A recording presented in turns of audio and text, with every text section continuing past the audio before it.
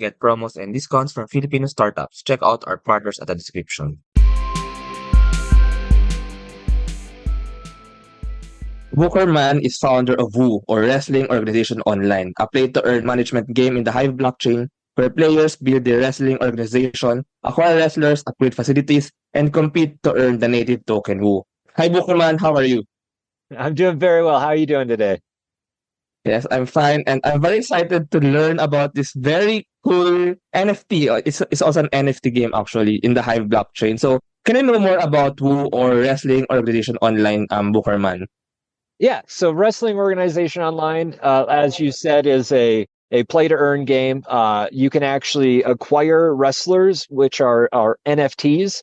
And with those NFTs, you can actually go and run shows traveling around to different player owned cities, which are also NFTs. And you can upgrade those cities to build bigger venues so that more fans can go and view the matches. And you basically travel around with your wrestlers and go to these different cities, run these shows, competing against other wrestling organizations or players.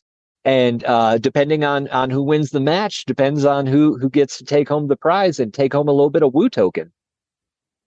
Oh, okay. I actually remember some games. I mean, some online games that that were a bit popular a few years ago. Like it's some sort of game where you have a warrior and you train that warrior. You can buy items for that warrior, and you can have that warrior battle another. But I guess in this new game, it's like wrestlers. So you have this organization of wrestlers, and then you can grade them, and then you can compete with other organizations. But can you tell us how this game is actually played? I mean, can you give us a more, Yeah. I mean, clearer picture or like a better picture? For example, how do I start playing the game? What are the mechanics? How do I get these wrestlers, etc. So can you tell like Mhm. the mechanics of this game? So so if you're completely new and you've never heard about Wrestling Organization Online and you want to join Woo, the first thing you'd have to do is make sure you have a Hive account set up. So you could go through the process of getting your Hive account set up, or you could go to our website play.wrestlingorganizationonline.com or woo.game, and you could actually go there and you could buy a Booker's license. Think of the Booker's license as similar to the Splinterland spell book, where it gives you access to do more Web3 things like trading NFTs, buying packs, opening packs, all those things. And so you'd go to our website, you'd get a Booker's license, it would sign you up with a Hive account, and from there you could start collecting your wrestlers. You could either do that by buying packs if there are any on sale on the Uh, official marketplace. And if they're not currently officially on sale, you could still buy them off of like tribal decks off of the secondary marketplaces. And you could actually open those packs. Every time you open a pack, you get 5 cards. And those 5 NFTs will be 5, maybe the same, maybe different. It depends. It's all random. You get wrestlers in there. Your wrestlers could either be male, females, tag teams, or managers. And so those are the different possibilities of wrestlers you can get. And say you bought a few packs, you got a few wrestlers, and now you want to go start running shows. So what you would then do with your wrestlers is you would decide which territory, which city you want to travel over to. So there would be a little button. You could click travel to city. You would travel to a different city, which is an NFT that some player owns, and it's upgraded to some capacity. And then you would start looking for matches in that city. And then other people that are trying to compete and trying to earn in that city will also be there looking for matches. It'll match you up with another player, another wrestling organization. And how it goes about with that is each player then has to choose four. You have 4 matches on a what we call is a card. So on a wrestling show, you have 4 matches. You always have one male, one female, one tag team match, and then the main event is random of those three. The main event is worth 2 victory points, whereas every other one before that, every undercard match, the male, female, and tag before that, are only worth 1 victory point. And the player with the most victory points who won the most matches would be the one who takes and wins the show. So, for example, you could win the main event and one undercard match, and you would have 3 points, so you would win. Or you could win all 3 undercard matches and not win the main event, and you could actually still take home the win. So you would just choose which players, which wrestlers you wanna put in which matches. You also have a budget that you have to fit within. So you kind of like mana in Splinterlands. You can't go over that.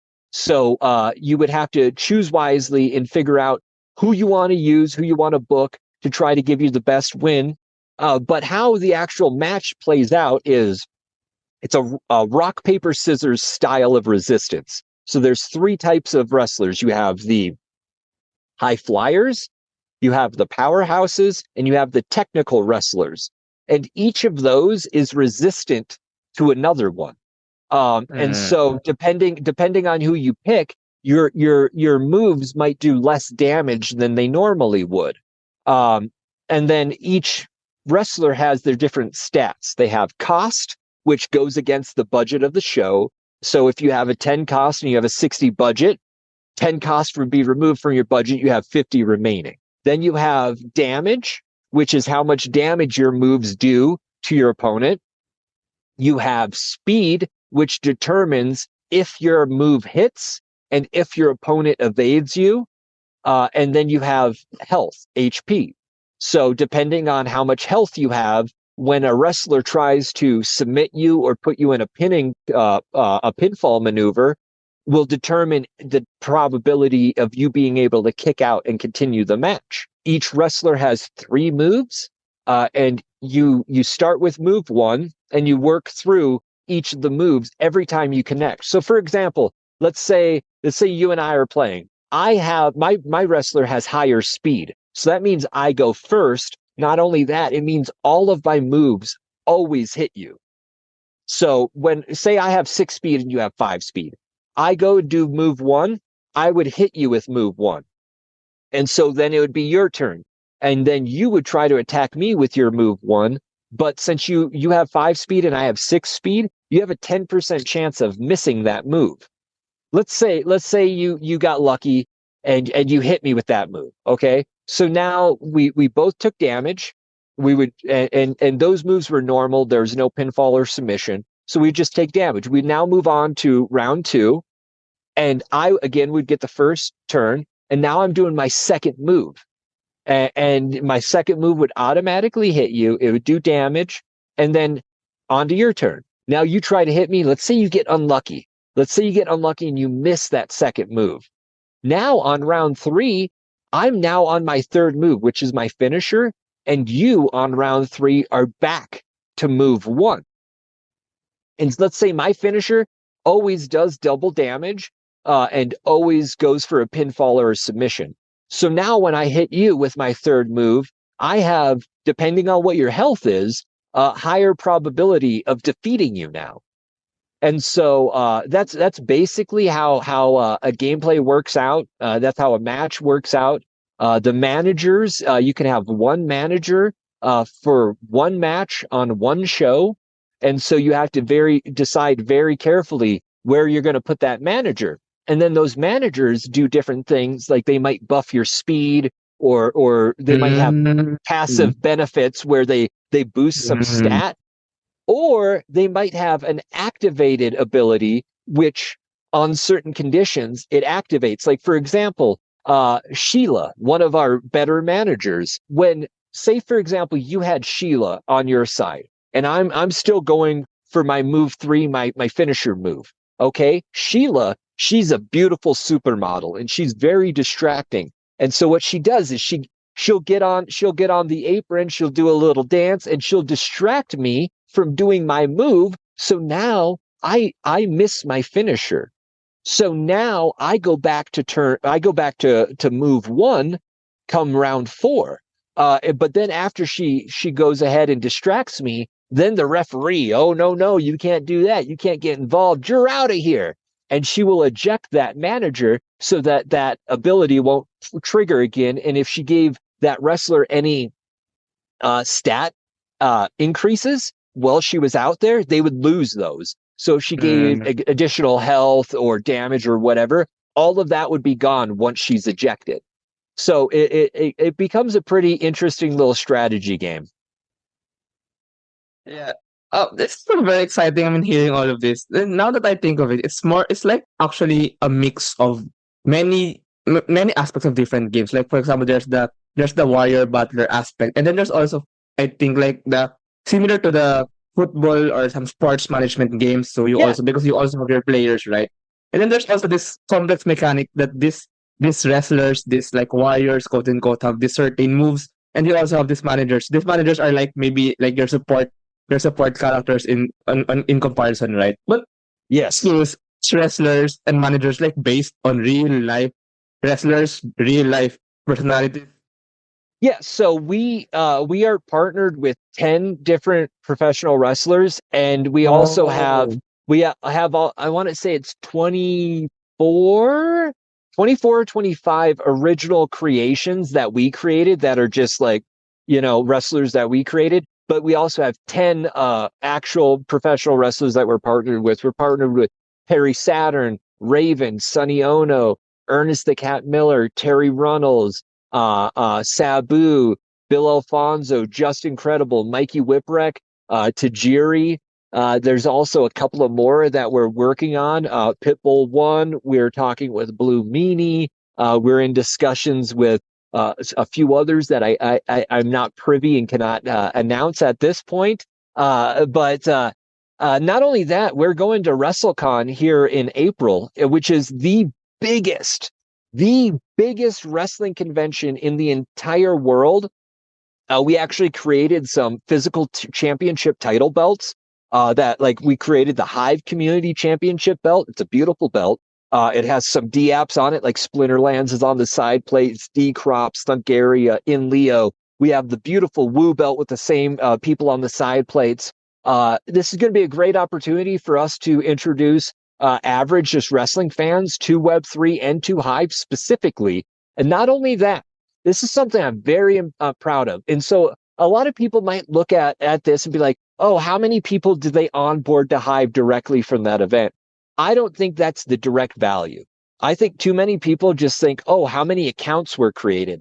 There's only so much value in that. Where I really think the value is when we're at WrestleCon and we're with our 10 professional wrestling celebrities, we will be able to sit down and do interviews with every single one of them and have hours and hours and hours of content with our 10 wrestlers, our 10 celebrities that will be talking about Hive and talking about the benefits of Hive and introducing Hive. There's no other anyone anywhere on Hive that are bringing any celebrities to talk about Hive in a big way and push Hive in a big way. And that's exactly what we are doing. Not only that, we have recently partnered with Wrestling Shoots Interview, WSI. It's a YouTube channel that over all of their platforms, over all of their podcasts, they get over 5 million views a month. Over 5 million views a month. And we're actively advertising Hive and Woo on that platform, and we're having a really good turnout with it. I see a huge opportunity, a massive opportunity for Hive to be the place where wrestling fans interact with wrestlers. Because think about this, it completely changes the paradigm on how the wrestling fan and the wrestler interacts. Because what the typical relationship is the wrestler says, hey, or give me money and I will sell you something. I will give you some merchandise. I'll give you some of my time. I will entertain you. That's the typical paradigm. Now on Hive, think about it this way.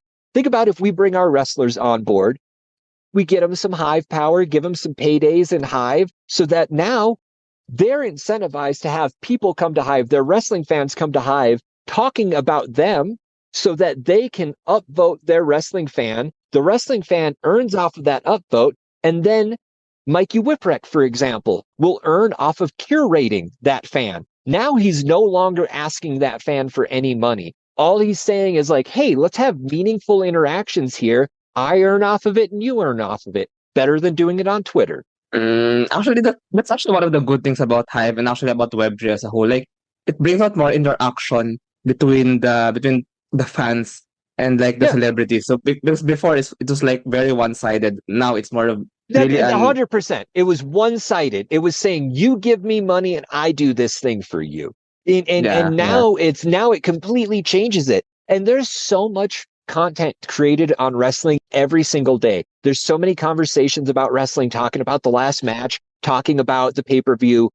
There's news articles that are constantly written about wrestling. There's so many YouTube channels talking about wrestling news.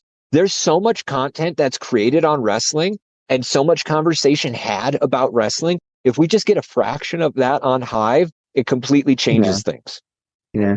Yeah, can I ask about wrestling? Because I myself, I mean, I have to admit, I'm not a fan of wrestling. I have to say that. I mean, but can Yeah. you just maybe speak on this part? That's like how big really is this niche, this community, and like the possible market? I mean, how big is this? Especially like for example Yeah. in So America, for example.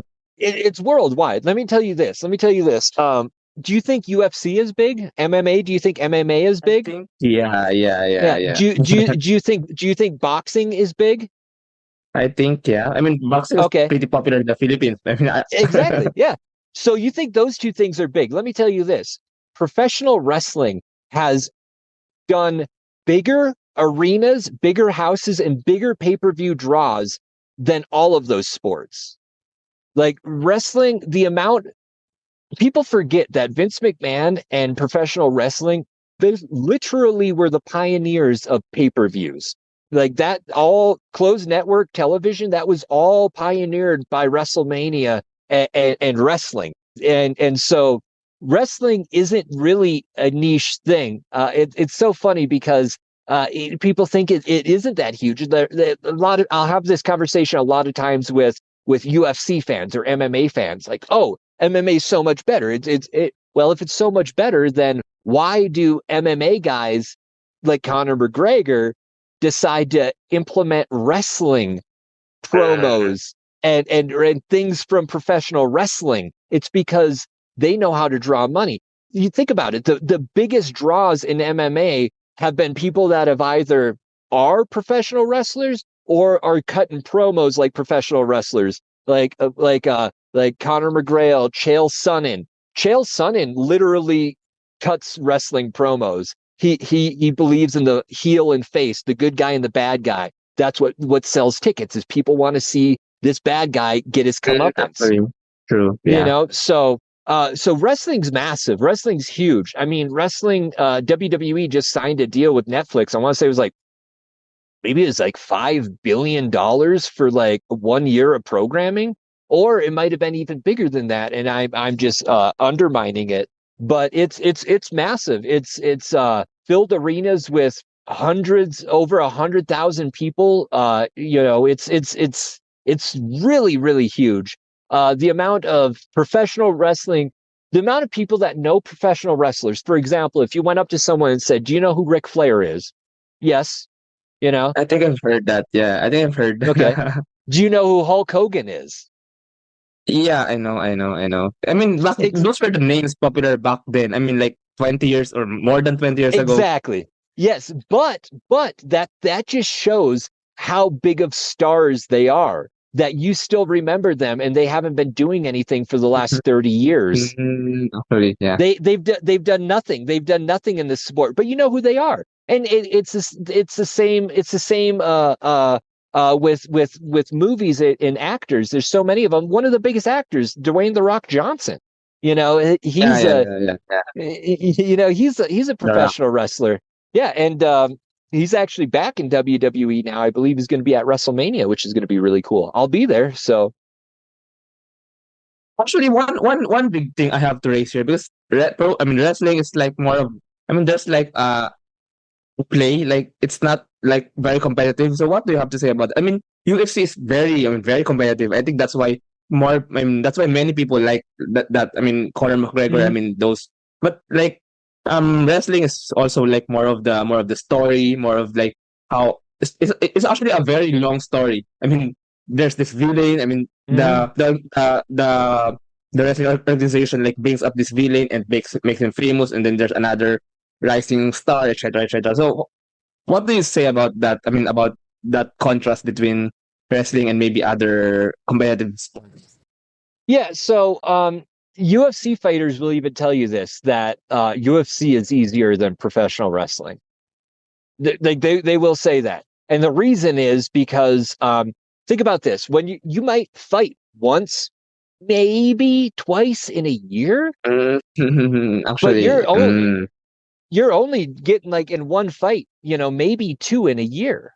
And so when you're a wrestler, you're a professional wrestler, yes, the outcomes are scripted and you're not trying to go out there and hurt your opponent. But you got to think about this, okay? Your brain is literally just like on a stem in a jar of water. Your head's just full of a bunch of liquid and your brain is on a little stem. Okay. And if you get power bombed and you get slammed on the mat, your brain will literally impact your true. skull.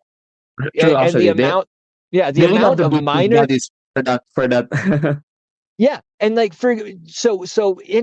they say taking a bump, which is just like falling to the mat. So like, Yeah, yeah, a true. body slam or whatever, any of those bumps, it's comparative to getting into a car crash at like 20, Mm, 30 miles an hour. So it's like a low speed car collision. And they're taking 50, 60 of those bumps a night. So that's why so true. when a lot of people will think, well, like, oh, we see the MMA fighters, they're all bloodied up and they're all hit up. Yeah, they only got hit how many times in that match? And that was one time in the year. Like, how many times does a wrestler's brain impact their skull when they're working 300 nights or 300 days a year, wrestling constantly? Because it's not just televised events. It's not just the Raws and the SmackDowns. They do live events. They do house shows. They're touring and they only have a couple of days off a week, 2-3 days off a week. They're working every single night, 4 or 5 days a night. Yeah, I remember the steel chair. Yeah. Don't- And then you got to also remember that a lot of these guys get little nagging injuries. Like they might get a little injury where maybe they pulled something or like tore a rotator cuff or something, but they don't want to get surgery and get it taken care of because then they're removed from the storyline. And now they're not getting any money. Now they're not getting more popular fans and they're not buying their merch and stuff like that. So it actively hurts them. So a lot of these wrestlers, instead of getting those things taken care of, they'll start taking painkillers just to deal with it and just to get through it so they can keep going. And now, next thing you know, you got an addiction to painkillers. And that's super prevalent, super huge in the wrestling industry, where the wrestlers end up getting addicted to painkillers or alcohol to deal with the pain that they're causing to themselves. And it's constant, and it's year round. So it's not like there's no off season in wrestling. So when it's compared to other competitive sports, this is way more Mm, grueling. This is way more grueling. You get it's more constant. It's more small concussions, small impacts on the brain. And I had one doctor talk to me about this, Dr. Cantu. He's like one of the leading doctors on CTE, which is that concussion syndrome. And he told me that think of your brain like a windshield, like a car windshield. And sometimes a little pebble could hit that windshield, but over time that yeah. pebble cracks the entire windshield. And now, after that's like a small impact to your brain, it might be a little pebble now, but over time your brain will actually spread that and you'll have a much worse outcome. And a small concussion can turn into a big deal over time. So yeah, it's just a lot of people want to look down on wrestling because, oh, it's not real. The injuries are real. The pain is real. All Yeah. that's real. The time they give up away from their families is real. Mm. They're actually like artists. I mean they're like They are. performance artists, right? And they Hmm. build their bodies for that. I mean, at the end of the day, if it's competition, like fierce, strong competition, or like this performance, when doing this performance, at the end of the day, when we talk about like this, the bigger, they're celebrities and they bring in fans and maybe they bring in money. So at the end of the day, that's what's important for the larger Hmm. for the larger system. Now going back to the game, going back to the Wu as a game. Why did you choose to build a wrestling game? I mean, in the first place, are you a big fan of wrestling even before then, or did you think that this looks interesting, like making a wrestling game? So how did that idea? I mean, how did that idea come to life? Yeah, so I've always been a fan of wrestling. The idea came to life. I also did a lot of film production and stuff with wrestling, produced a lot of wrestling television, produced segments that were aired on WWE television. And I made a lot of really good connections with wrestlers. And I saw how how they were being mistreated because they're a class of worker. Their issue is a workers' rights issue. I've seen it countless times where Mm, promoters would not pay them fairly. You would literally have to follow the promoter to the ATM to get your payday. A lot of really scummy behavior that I saw, and I saw an opportunity where we could make a change and we could allow these talents to continue to earn off of their likeness and continue to earn off of wrestling without putting their bodies on the line and destroying their bodies. And that's all how it all came about how it all came about. But one of the biggest things is I want to improve Perry Saturn's life. Perry Saturn is our first wrestling partner, and this whole project was created as a way not only to help other wrestlers, but to specifically help him. He's in a really bad spot. He doesn't have a whole lot of income coming in. And for me personally, why I feel so attached to Perry is because when I was a small kid, I was like 3 years old. I jumped off a hay bale and a piece of clothesline wire went in and out of my eye and detached my retina. My retina was detached for a number of months before they put a buckle on it and fixed it. So I was like really, really cross-eyed. I was really cross-eyed growing up, and I got made fun of a lot. I got bullied a lot, all that stuff. And I remember watching wrestling. I would be at my grandma's house, and I would have WWF on one TV and WCW on the other TV. And when I was standing in the kitchen, I could see both TVs. So I'd watch it that way. And then once something caught my eye, I'd run over there. But I always remember seeing Perry Saturn making his entrance with his cross eyes. And he's just this mm, big, buff dude. And I remember thinking, I bet you no one makes fun of him. And I was like, if he can do it, I can do it. Like, he's on TV. He's like, it's the biggest thing in the world right now. Like, and he's there. So it gave me some confidence, and it did a lot for me to get me through that time in my life. And then meeting Perry all these years later and growing a personal friendship with him. It's been really cool. It's been sometimes the universe does some really cool things. I'll say that. actually, that's true. I remember back then when I was also younger.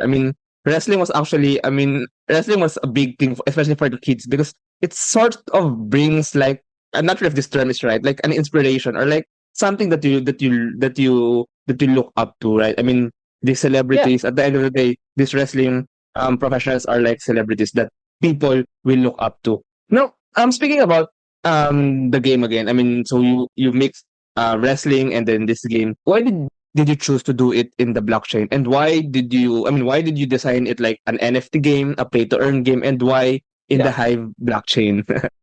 So we wanted to do NFTs because I believe in NFTs, and a lot of people want to talk down to NFTs and without knowing about them. But it's essentially just a certificate of ownership, and it's no different than like a car title or something like that. And so I saw the benefit of owning this digital trading card, which is an NFT. That then anytime it's sold, it's super easy for us to figure out like how many times Perry Saturn's is sold for and how much he should get, and for him to get it automatically.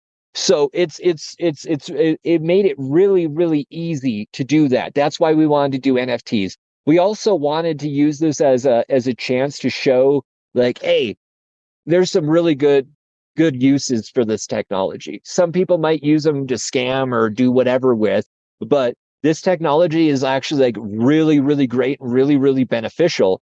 And the reason we chose Hive is fast and fearless. I mean, if you're gonna do games and because like I've been in the space since like 2013, and if you're going to do games on with crypto, fees are going to kill you. The main reason why I didn't get into any Ethereum games is because I had to pay like $30 to send like $8, which is ridiculous. Which is ridiculous. And so looking around, we looked at Binance Smart Chain a little bit too, but still fees there. And then how can you compete with no fee? When you have no fee, doesn't matter if the fee is negligible, it's a penny.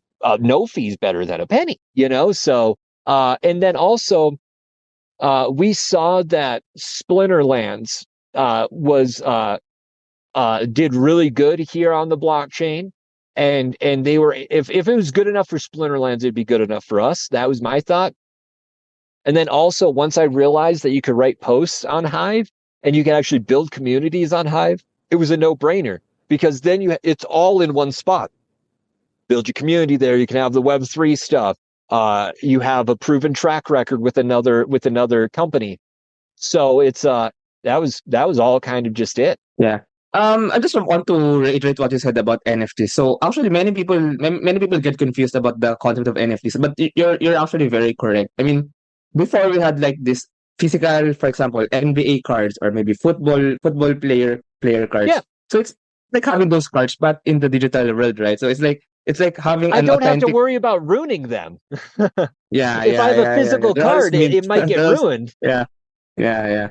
Yeah, and then so I also want to ask. So you built the game, right? So how did you invite users to play the game? I mean, there are two kinds of users. It's either they know wrestling before and they can easily, adapt to the game, and users or players that don't actually know wrestling. So how do you make the community larger, or make the user base larger for the So this game? is this is how we started, and it started with just a few of us. It was myself, the other three founders, and our artist. That's all we started with, and we didn't have a developer. We didn't have any of that. And I actually talked to Agrid from Splinterlands, and I asked him like, "What should I do?" And he showed me tribal decks and a thing called DeFi Dojo, where we could get a website put up. We could get packs openable. We would have an NFT market, collection page, all that stuff. It would already be integrated on Hive. And to do that, like for the pack manager and for the website, it cost us like $2,000. But that was when B was at like $1 a piece. Right now, someone could do it for under $200. Start off exactly the way we did. But we basically just put that money up. We got the website up and got all that. And then I just started blogging about it, just started talking about our game, joined our Discord, had it on Twitter, just started talking about it, started putting out the game mechanics, started putting out character profiles, just started creating a bunch of content. And it slowly, our community grew on Hive. One of the biggest things that helped our community grow is our partnerships with, for example, the Pizza Guild. I love my pizza bros. I love my pizza bros. Beard and High Trending, I love them. The whole community. Because we went to them and we said, this is what we're doing, this is what we got. And they started telling their community about us, and they came and joined our Discord. And really, pizza was the biggest thing that really boosted our community. It was like a steroid shot to our community, and it was amazing. It was something I'll never forget, and I'll always be grateful for. But then from there, it was just holding more interviews, getting out in front of more wrestling fans, doing stuff like WrestleCon to introduce us to non-Web3 people, to introduce them to it. Not only that, it's just having the game out and playable. We have rewards coming out here within this next month, so everyone will be able to start earning the Woo token off of their actual gameplay. Because right now it's completely an open beta. You could play matches, you can do all that, but earning has not been unlocked yet. We were waiting until we had a better registration, so that you could easily register with an email. Because like the big thing is, when you're trying to talk to the broad gamer or the broad user, you gotta use an email. You can't just rely on keys. You Yeah, got to get them in the door with an email, and then if they want true. to deal with their keys and deal with Web3, they can claim them. And Yeah. I like how Splinterlands did it. I love how Splinterlands did, where you could just sign up with an email, you could start playing the game, and then you can request your Mm. keys, and they'll email it to you. Like Mm. I prefer a system like that, where you get people in the door at least, because it's 2024. Everyone has numerous emails.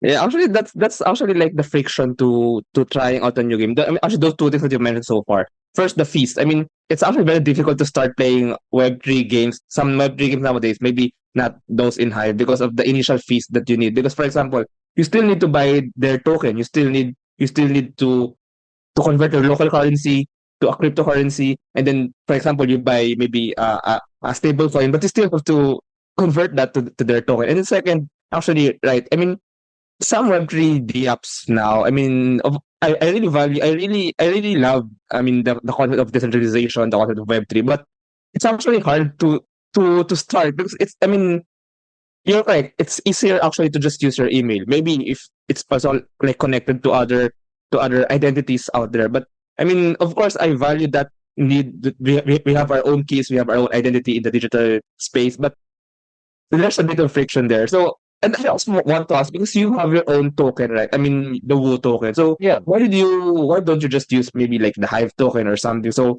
why did you like choose this decision? So why we chose to do release our own token as opposed to doing Hive or Yeah, HBD? yeah, It was the big reason why is because we want to have a governance token for yeah. us also. So we want to Mm, be able to have something where people have stake in the game and they can actually make some mm, governance calls. We couldn't really do that with HBD or Hive. And the other thing is so it's not that we're not dedicated to Hive, because we very much are, and I love seeing games that utilize Hive and HVD. But for what we were looking to do, it wasn't going to be feasible.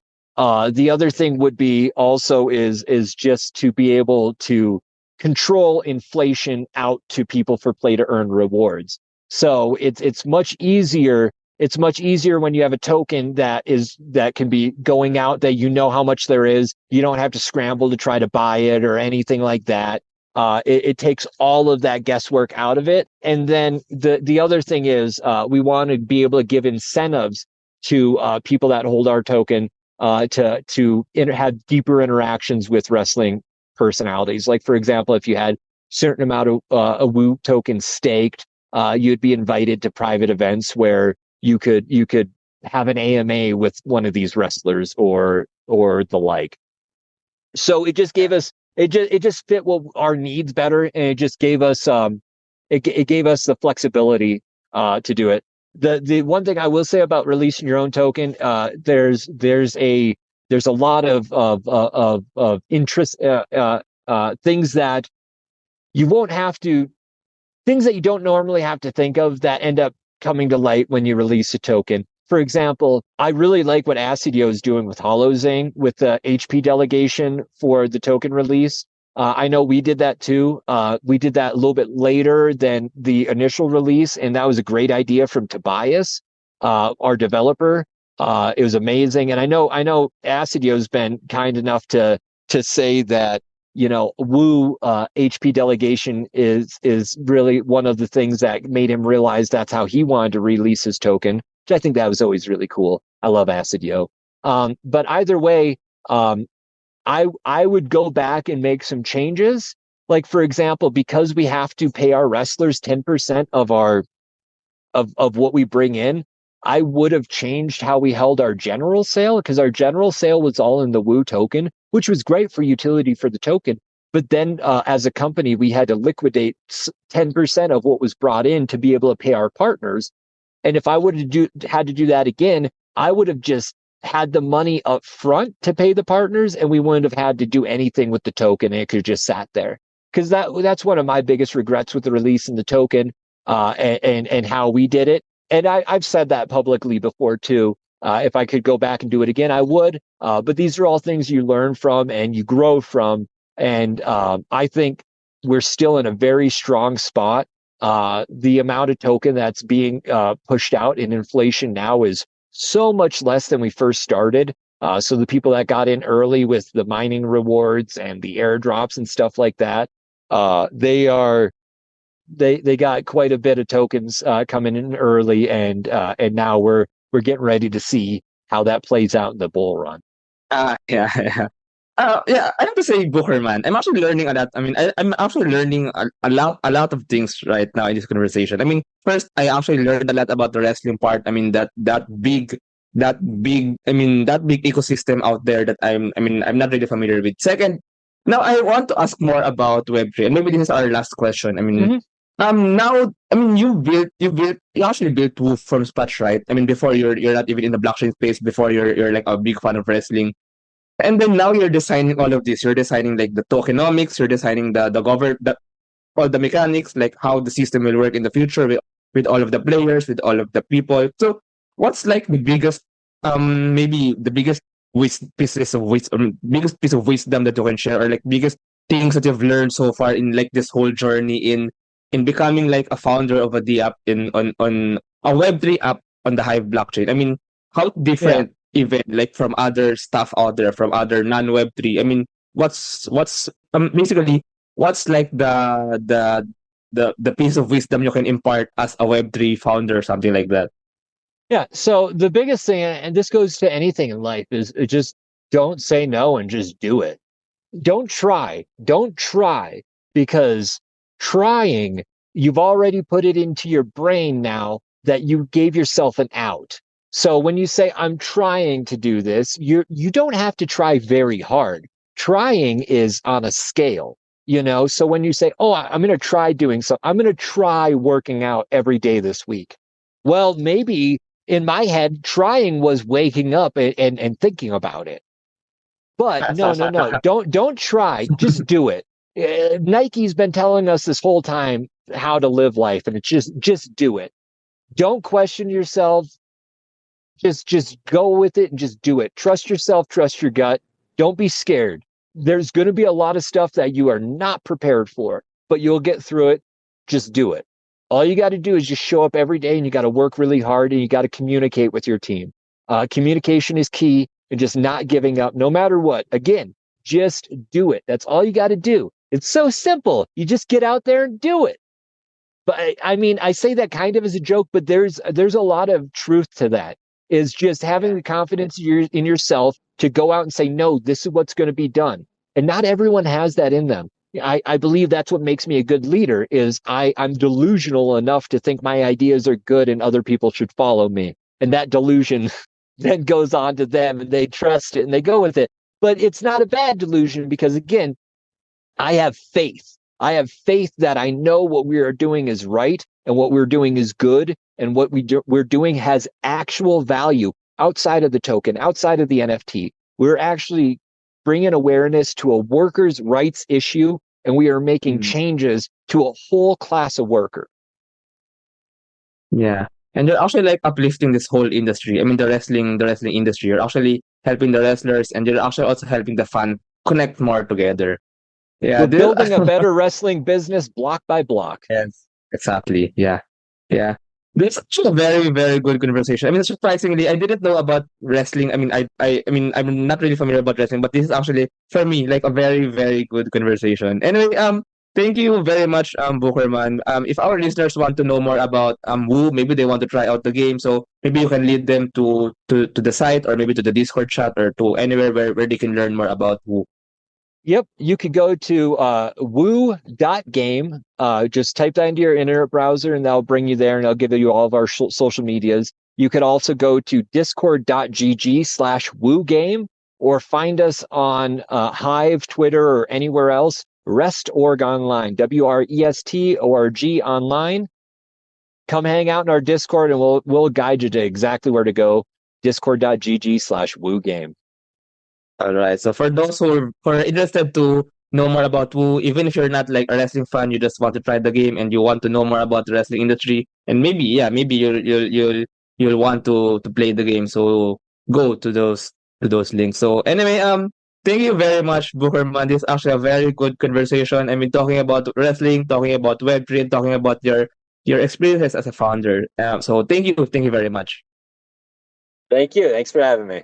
Thank you very much to our 34 patrons. This episode is super powered by AskLex PH Academy, our official e-learning partner. Get certifications on Lean Six Sigma, project management, data science, and many more. One CFO services, bookkeeping and tax and payroll processing for startups and small businesses. DV Code Technologies, IT solutions specializing in software development, blockchain smart contracts, digital wallets, decentralized applications, and cybersecurity. Voila, the next evolution of digital trust. Privacy-focused, seamless digital experience for sharing identity information across Web 2 and Web 3 ecosystems.